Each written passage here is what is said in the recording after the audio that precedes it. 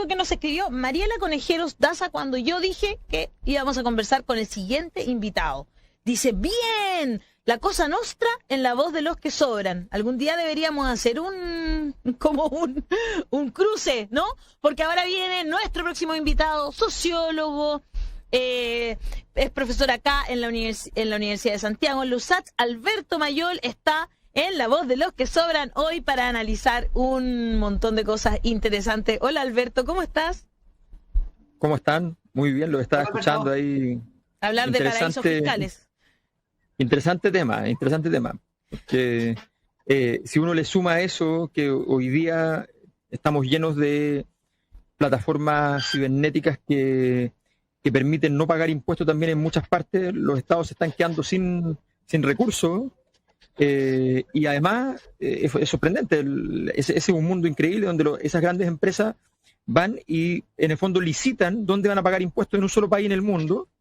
Entonces le hacen una oferta a un estado gigante, que es mucho menos de lo que tendrían que pagar entre todos los países, por supuesto, pero que al estado le conviene mucho a un estado, y claro, finalmente pagan impuestos donde quieren, y todos los demás estados entonces se quedan sin recursos. Es bien interesante cómo ese mundo en algún momento va a haber que ordenarlo en serio, porque ahí está el dinero que se debiera recaudar para poder afrontar los grandes desafíos que tenemos como sociedades en el mundo hoy día. Y debería, no sé, ahí una pregunta, porque nuestro presidente debería ser un ejemplo de ética en ese sentido, ¿no? Y finalmente ahora, es todo lo contrario. Sí, ahí pero se eso maneja como un empresario, ¿no? Es menos culpa de él que de nosotros, porque no elegimos si hubiese sido un engaño.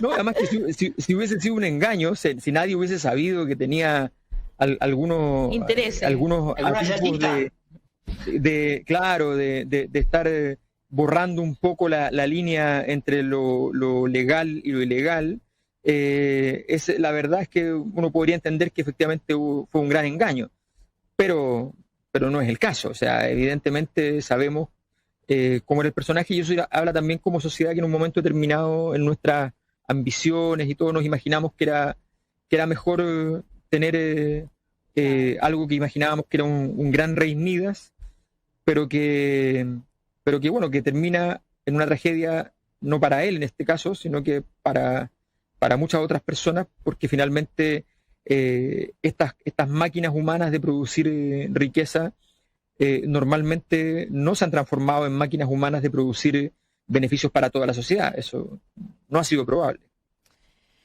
Alberto, entremos en materia de lo que pasa en nuestro país, en la política, en estos momentos, ¿verdad? Hay harto revuelo con los famosos que están ahí, las listas de famosos que van de candidatos a constituyentes.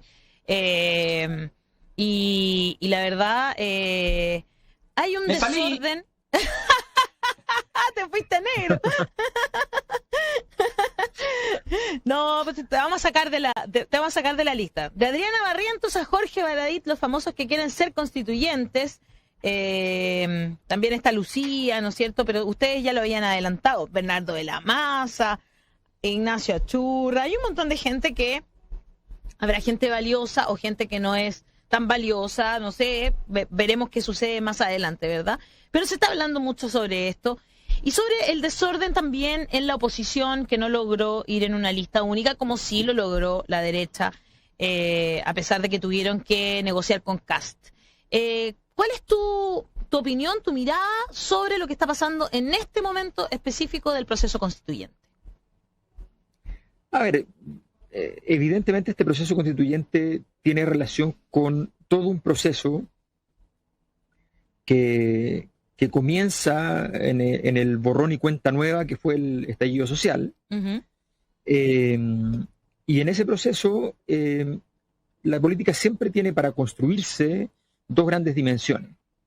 Una dimensión que los grandes autores de la sociología llamaron incluso litúrgica, o sea, hay parte de la política que simplemente no es simplemente, es algo muy importante, es un rito. Es un rito. Los ritos son muy importantes porque los ritos son los que canalizan las energías de las sociedades para que esas energías no se vuelvan disruptivas.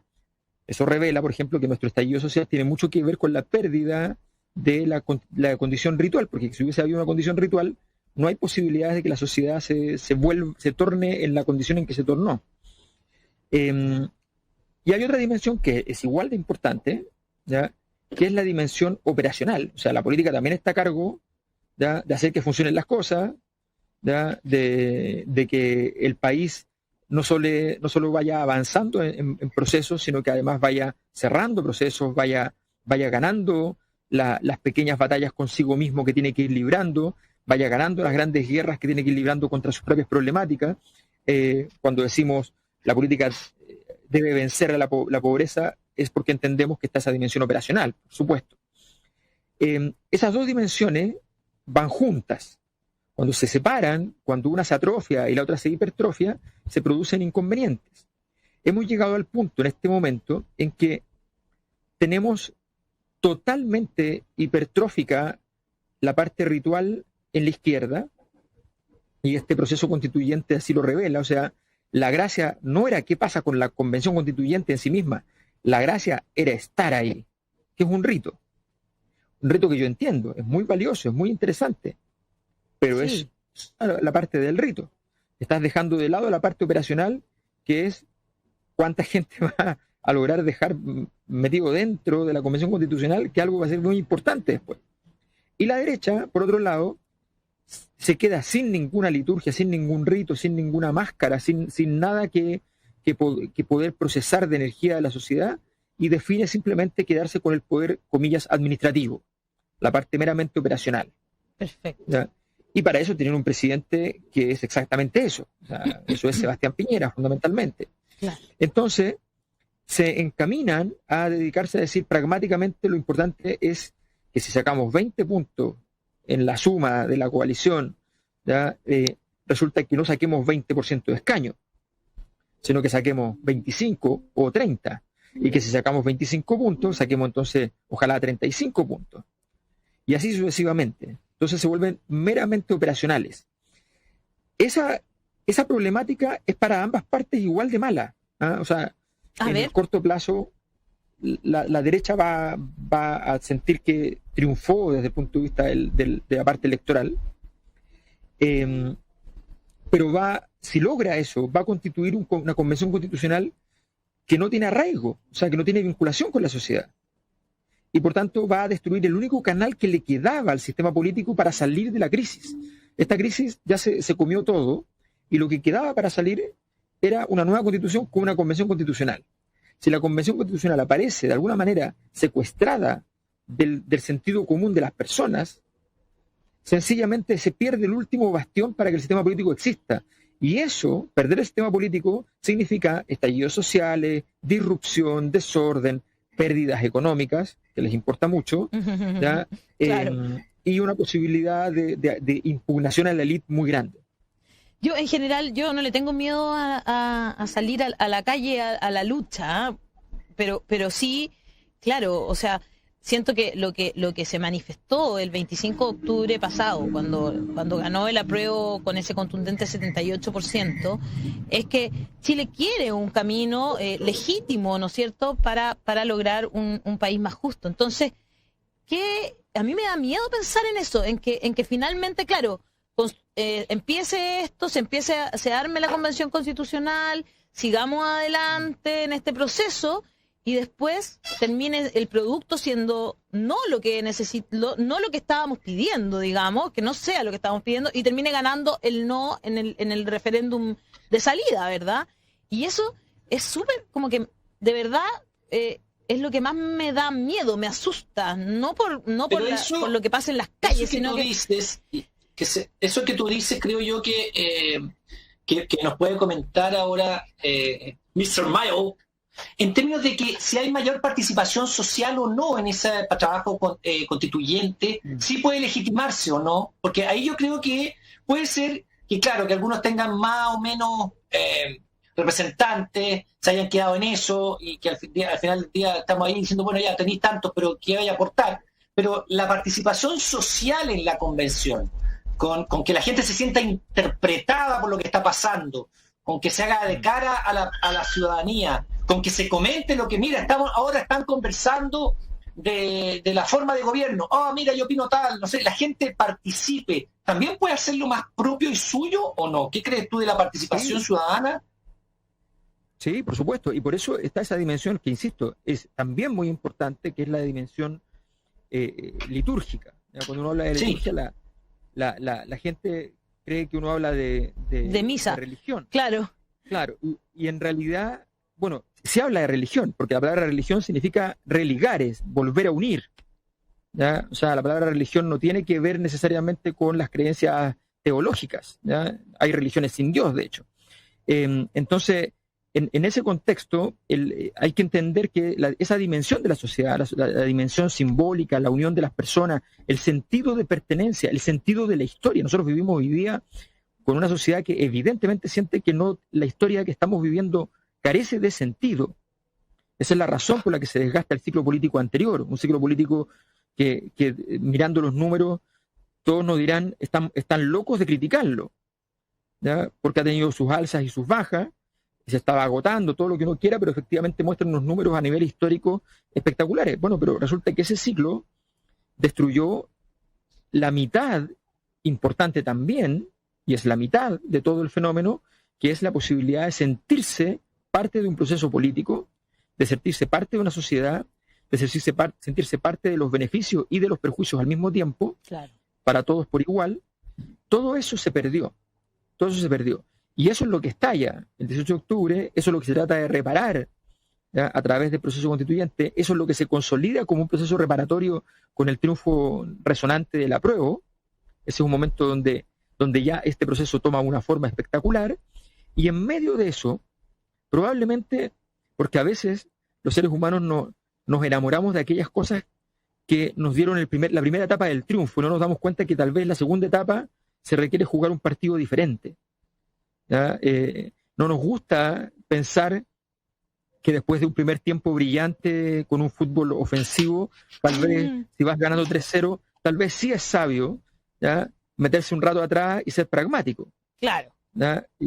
Entonces, no nos gustó eso y nos envalentonamos y nos gustó. Ojo, si esa energía es tan desbordante, tan poderosa, tan vitalista, puede efectivamente vencer al pragmatismo. Ojo, eso puede ocurrir.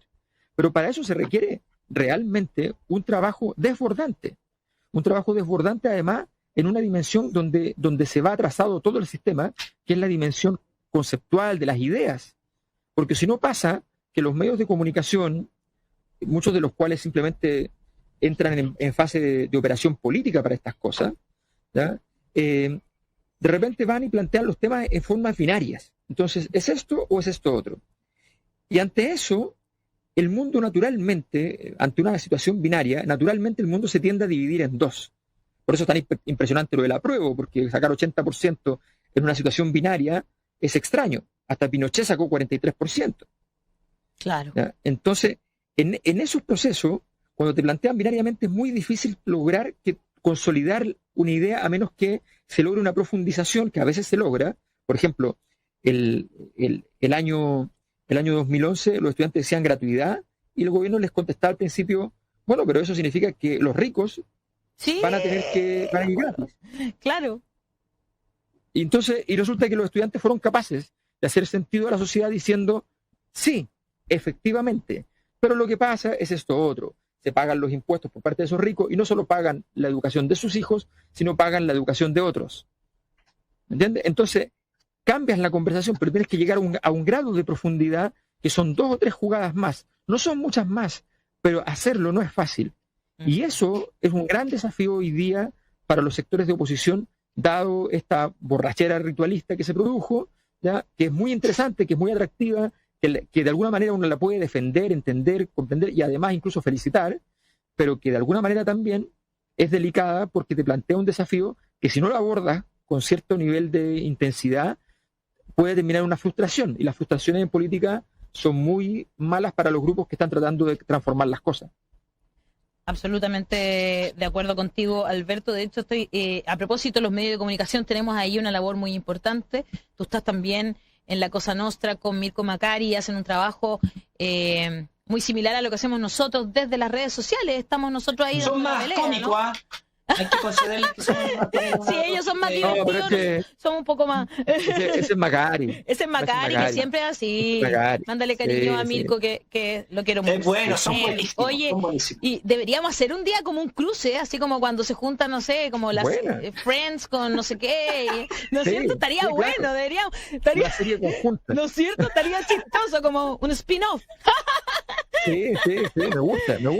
Oye, Me pero gusta. quería llevarte hacia un lugar que estaba leyendo aquí en Twitter a propósito de lo divertido que dice Daniel y la ironía, me encantó, que va hacia Cristian Bofill. Dice, leo su nuevo medio al detalle, felicito su periodismo de operador de gran factura, me admiro ante la astucia de sus caminos para agredir a su enemigo. En resumen, lo disfruto. Pero una noche me entero que este vínculo no es recíproco y sale ahí Bofill que te bloqueó de Me redes costó- sociales. ¿Qué te parece? Me di cuenta comillas, de trabajo, casualidad. que están Claro, haciendo los medios estaba tradicionales. leyendo alguien había citado una nota que venía publicada por Bofill, entonces traté de entrar y no podía, y yo no entendía qué pasaba, y de repente me di cuenta que estaba bloqueado, y me pareció muy sorprendente porque,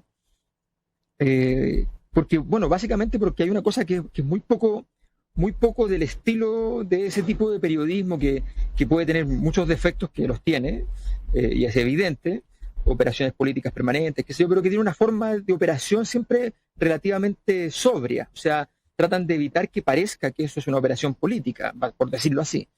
Y en ese contexto, Cristian Bofill lo hace, yo de verdad lo encuentro que lo hace muy bien, y de verdad leo sus medios, y de verdad considero que es un artista en lo que hace. Este Pero nuevo una cosa que es medio muy- que se llama, el otro día me leí, que se Exante, llama exante. Exante. Exante. Sí, lo Es leí. fantástico sí lo el leí. nombre porque es como una confesión. Sí. Eso significa que la noticia se hace antes de que exista la noticia. Yo encontré que era como, pero ¿cómo si el periodismo es como ex post? Este es una buena Claro. filo. Ya, ok. Es fantástico. Entonces, pero independiente de eso, a mí lo que me llamó la atención es esta cosa muy poco gringa, digámoslo así, ¿ya?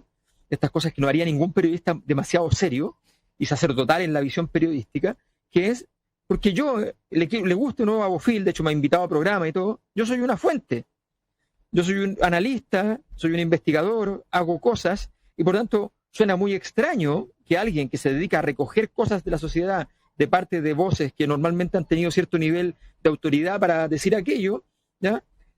Diga, no quiero saber nada de lo que dice, me molesta. Claro. O sea, es curiosísimo. O sea, la primera ley de estas cosas es que en realidad las personas que estamos en roles como este, como que no tenemos mucho derecho a bloquear, de hecho, ¿ya? Porque es parte de nuestro trabajo justamente saber qué es lo que está pasando. Claro, uno puede bloquear a trolls, bots, ese tipo de cosas, pero Obvio. personas que uno sabe, que conoce y que hacen análisis, no se bloquean, ¿no? Claro, hay gente que a uno le cae mal, pero está bien, somos seres humanos, pero es tu pega, de repente. ¿Cuántas veces uno ha trabajado con alguien que le cae mal? O sea, varias O sea, años. es normal. Lo que pasa es que quizá, o sea, no, claramente lo que le molestó fue el análisis que tú hiciste. Nosotros debo reconocer que nosotros le damos a La Tercera, por lo menos los lunes, un ratito criticando, ya no a menos, porque ya como que nos aburrimos de eso, pero en el fondo en un principio era pescar La Tercera y decir quiénes opinaron el fin de semana. Y si tú te fijabas, eran siempre los mismos que opinaban para ellos mismos, porque en el fondo ya es un poco latero, pero salvo Matamala, salvo, no sé, un par más, el resto hablan para ellos mismos porque son del 20% que se hablan ellos mismos, de lo que va a pasar de ellos mismos, que nos dan interpretaciones de ellos mismos. Es una cosa muy loca. Entonces, claro, tú dices, bueno, pero ¿por qué escriben? Escriben, la gente no les cree. O sea, si no nos hubiera votado 80-20 o 78, no. Si la gente los tuviera como relevantes en su opinión, de todos los que escriben ahí, la votación, la elección de la gente no habría sido esa, porque habrían sido relevantes los pensamientos de gente que dice no, que el 10% no, y todas las cosas van a lo mismo, ¿no? Que cuidado Claro. con esto, que cuidado con el típico mío. Entonces hay una cuestión ahí como muy... Nosotros ya no nos tocamos mucho, hemos dejado de ver, quizás se han afectado. Bueno, lo que pasa es que yo creo que lo que tú dices tiene que ver con un hecho que a mi juicio es muy claro, y es que de verdad hace nada de tiempo, 5 años, esos medios tenían un poder que es el doble o el triple del actual. Y si tú vas de 10, 15 años, ese poder era 100 veces el actual. Y Sí, si tú vas a 20, 25 años, eso era 500 veces el actual. Bueno, entonces, ¿qué pasa hoy día? Que en realidad uno ya le da lo mismo la operación porque ya no es eficaz la operación. En ese sentido, hay veces que logran efectivamente articularla, generar alguna clase de vinculación, pero en general ya no es eficaz. Y ese es el gran fenómeno que está pasando, eso es lo que estamos viviendo hoy día, y eso es lo más interesante, a mi juicio, de todo lo que estamos viviendo. Porque en ese contexto, ese periodismo que es un periodismo que busca ser neutro, pero siendo de trinchera, Exacto. y poniendo, tú lo dijiste muy bien, pero yo tengo una figura metafórica que no es muy elegante, yo trato de ser siempre lo más elegante que puedo, pero si no puedo ser elegante, tengo que A usar ver. lo que no es elegante. ¿Cuál es la obvio. figura metafórica? Me encantó. A ver. Los medios de comunicación, cuando construyen poder a la antigua, su truco es que comen lo que cagan. Ya, a es ver. que es verdad, se retroalimentan, sí. Claro, exactamente. Entonces siempre buscan, y es muy importante porque en el fondo por ejemplo, esto lo hacía maravillosamente, fabulosamente las últimas noticias, ¿ya? Entonces en el fondo lo que Trabajé se 5 años hacía ahí, en la ¿eh? tele, sí, po, Sí, po. pero lo que se hacía en la tele se llevaba a la prensa escrita y la tele después tomaba la prensa escrita y volvían en el circuito, hacían un loop completo, ¿ya? Es fantástico. En tiempos donde tú puedes, donde eso funciona, es un poder enorme porque no necesitas salir de ahí. Claro. Y tú puedes construir liderazgos, personajes, en fin, todo lo que quieras. Éramos los Es un poder mejores enorme. amigos, éramos los mejores amigos de la televisión. Y de hecho yo a veces me Obvio. pregunto, yo veo ciertos, por ejemplo, tuiteros que son muy críticos y muy seguidos, pero siempre están hablando de lo que pasa en la tele. A veces yo me he preguntado si ellos mantienen que la televisión abierta tenga ese poder que sigue teniendo. Me lo pregunto. Exacto. Porque Exacto. claro, porque hay una retroalimentación ahí, a pesar de que hay una Exactamente. crítica detrás. A propósito de lo mismo, Alberto, ¿qué te parecen los famosos, como te decía yo aquí en el Dínamo, lo titulan así, desde Adriana Barrientos a Jorge Baradit, los famosos que van a la constituyente? Bueno, ¿Qué te parece esta es bien- participación de estas personas que Y son a más ver, bien- seamos transparentes, también aparezco yo como para que no haya ningún Sí. nadie gana. sí, sí, pues aparecen Hay incluso también nuestra compañera No. Lucía López, apareces tú, aparece... Lo de Lucía. Para que sea claro, para que sea Claro. claro. Si no, no. Sí, no, sí. No, lo que pasa es que yo creo que hay una cosa que es bien clara. El Cuidado con lo que vaya a decir. No, no. no. No, sin No, yo cuidado. creo que hay dele una nomás. cosa que, Es broma, es Sí. broma. Sí. no, yo creo que hay una cosa que es bien, bien interesante que tiene que ver con aquellas personas que consideran que este es un momento para vivir una aventura de compromiso político. Estamos hablando de que la Convención Constituyente te prohíbe varias actividades posteriores, es solo un año, es un nivel de ingreso muy inferior al de la Cámara de Diputados o el Senado, ¿ya? Por tanto, es más bien una aventura por eso digo la dimensión ritual, que, insisto, la critico en un aspecto, pero la considero muy valiosa en el otro, porque es además que algo que nuestra sociedad tiene perdido, ¿ya? Y en ese sentido, esas personas, como personas, están haciendo un camino. La situación distinta es cuando, sin mediar ninguna provocación del interés de una persona por buscar un camino para ver qué tanto puede servir a una causa, ¿ya? Aparecen los partidos políticos buscando nombres para, digámoslo claramente, ahorrarse plata, ¿ya? Claro. Desde el punto de vista de las campañas, para hacer más probable además los triunfos, para sacar la discusión de la conversación propiamente de contenidos y llevarla a una discusión de simplemente los rostros. Y por tanto yo creo que hay que distinguir claramente entre qué tipo de entonces figuras públicas son las que están yendo. Ujú. O sea, están yendo algunas figuras públicas que efectivamente están dando un paso existencial en su vida, diciendo, a mí me parece que aquí tengo que estar, en un compromiso, ¿ya? Eso es muy distinto a aquella persona que es una persona que, y esto no solamente con gente conocida, yo he visto harta gente, por ejemplo, grandes profesionales muy destacados en sus áreas, qué sé yo, que no son famosos en absoluto, pero que han trabajado en cosas muy importantes para el Estado de Chile, qué sé yo, o en otro tipo de tareas privadas, y que efectivamente dicen, y evidentemente además en términos económicos no les conviene, ¿no? Van y dicen, quiero jugar a esto, ¿no? Porque hay un compromiso. A mí me parece que eso es parte valiosa de la construcción de una sociedad. Lo distinto es cuando los partidos políticos, no porque yo tenga mal a los partidos políticos, yo no tengo ningún problema en ese sentido, entiendo perfectamente que tienen que cumplir una función, pero es distinto cuando los partidos políticos, sin mediar otro análisis, van y dicen, oye, ¿sabéis que en este distrito lo mejor que podemos hacer, porque eso nos garantiza, qué sé yo, 12.000, 13.000 votos extra, y con eso hacemos la cosa, es llamar a alguien como, y además no tienen uno, tienen tres, ¿no? Y ven ahí a quién ponen. Eso creo que en un momento como este, tan importante, violenta un poco. Y en ese sentido creo que hay que luchar, es muy importante luchar por aquellos nombres, está Daniel acá, pero hay muchos otros más, efectivamente, por aquellos nombres que han hecho una apuesta, una aventura, que han hecho un acto de compromiso, ¿ya? Y que en ese sentido consideran que ese acto de compromiso vale la pena llevarlo a cabo.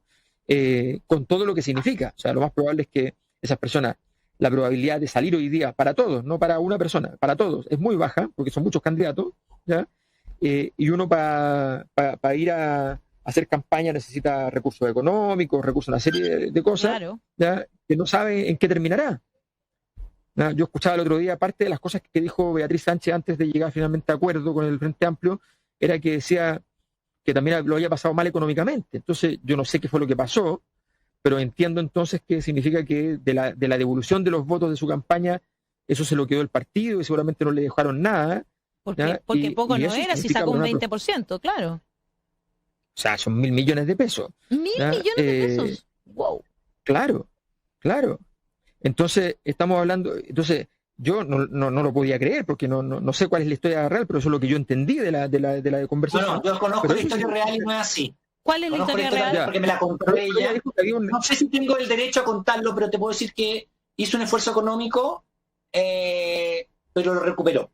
No salió perdiendo, pero tuvo que hacer un esfuerzo. No puedo meterme más allá en términos privados, entonces, pero no salió para atrás, pero tuvo que hacer una cuestión. Pero es complejo lo que está diciendo. Ese es el tema. Entonces, claro. Yo te lo digo, a mí me pasó lo mismo, con la diferencia que no lo recuperé porque es un truco. Miren estas cosas de los partidos. Los partidos se han ganado la fama con harto, porque la única elección legal que no tiene devoluciones ¿Ya? es la elección primaria presidencial, solo la presidencial. Ay, ¿no tiene devolución? No tiene devolución. Ah, mira. ¿Por qué?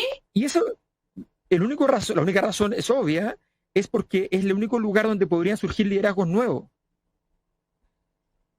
¿Me entiendes? Qué loco, porque no quieren que te presente al final, una cosa así, es como... Entonces, eso no exacto, quieren que tú vayas a otras primarias, a las primarias de esto, de lo otro, de aquí, de allá, pero la primaria presidencial no quieren actores nuevos, salvo, entonces quedan los que tienen, en el fondo, partido, respaldo económico, empresa, en fin. Ojo, esto, además, en una vergüenza máxima, una vez lo hablé con varios diputados en la Cámara de Diputados y me decían, yo no sabía, y habían votado eso. ¿Ya?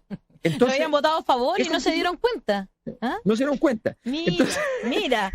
Entonces, mira, ¿qué es lo que pasa? Esos esfuerzos económicos que son tan importantes, ¿ya? Para las personas que están entrando en esta aventura y que no saben si van a lograr recuperar esa plata, ¿ya? Han bajado mucho los precios, felizmente, de hacer campaña, pero para personas normales que tenemos un salario, qué sé yo, no es nada grato, ¿ya? Entonces, esa situación es bien compleja y esa situación hay que felicitar. Por eso yo creo que también aquí hay muchas críticas a todos los que han ido, qué sé yo, que esas críticas tienen un fundamento desde el punto de vista del caos que se armó finalmente, ¿ya? De la incapacidad de articularse, pero hay una cosa que es clara: esas personas que están yendo a esta aventura lo están haciendo sin ninguna garantía de nada, ¿ya? Nadie les firmó un cheque en blanco, están haciendo un esfuerzo por una cosa que evidentemente es relevante para el país, le están dando magia a un proceso que requiere esa magia, porque si no, finalmente, si esto no tiene magia, finalmente la Convención Constituyente, nos vamos a quedar ¿en qué? En el descreimiento total, que de allá venimos, ¿ya? Nos vamos a convertir todos un poco en el Chino Río, y se supone que no es lo que queremos. No, pues para nada. Justamente queremos lo entonces contrario. Yo creo que es bien importante que hagamos ese camino, que hagamos ese camino, pero que efectivamente tengamos entonces la capacidad y la intensidad, creo que eso es muy importante, la intensidad para poder producir una transformación muy significativa. Antes de terminar, cortito, ¿qué te parece esta alianza que formaron el Frente Amplio con Chile Digno y la Federación Regionalista Verde, entre otros movimientos sociales? Mira, yo creo que las articulaciones en estas cosas son importantes. Yo creo que en esta ocasión, yo creo que las articulaciones no pueden ser al nivel de pragmatismo de cualquier cosa, ¿ya? Como lo que hizo la derecha, dice. Que lo que hizo la derecha. Claro. Pero tampoco pueden ser al nivel de lo que elegantemente Freud llamaría el narcisismo de la pequeña diferencia, que es una cosa muy de la izquierda, que en el fondo como yo estoy de acuerdo en todo contigo, pero me basta este detalle, ¿ya? Que tal vez no es un detalle, pero es una cosa, para que yo sencillamente no me pueda sentar a una mesa contigo. Perfecto. Yo creo que esa condición de no estar dispuesto a sentarse en la mesa con la gente, hay que dejarla de lado. O sea, eso evidentemente. Yo creo que Frente Amplio en ese sentido arma una alianza que ojalá llegue a tener un grado de profundidad desde el punto de vista de lo que está en juego en términos temáticos, ¿ya? Y no solo un grado de profundidad desde el punto de vista electoral. Yo creo que eso es el gran desafío para el Frente Amplio, porque mi impresión respecto a la historia que yo viví en el Frente Amplio fue que hubo un exceso de pragmatismo y por eso ese pragmatismo hizo que les pillara el estallido social en el fondo offside, que fue lo que ocurrió. Y el Frente Amplio era la única coalición que podía no estar offside ahí. ¿Ya? Claro. Era un desafío grande, era difícil, pero era la única que podía no estarlo. Y yo creo que fue muy duro darse cuenta de que se estaba.